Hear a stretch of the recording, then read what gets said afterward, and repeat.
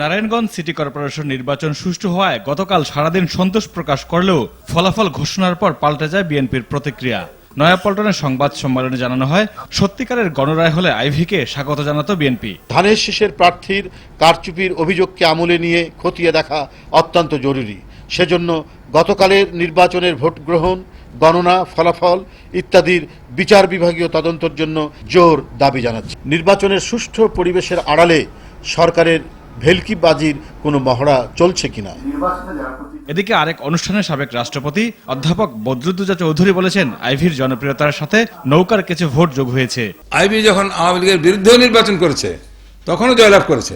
তার মানে আইভীর একটা নিজস্ব বিরাট ভোট বাক্স আছে, যেটা আওয়ামী লীগকে হারাতে পারে এরকম ভোট, এবং সেই ভোটটা তার ছিল।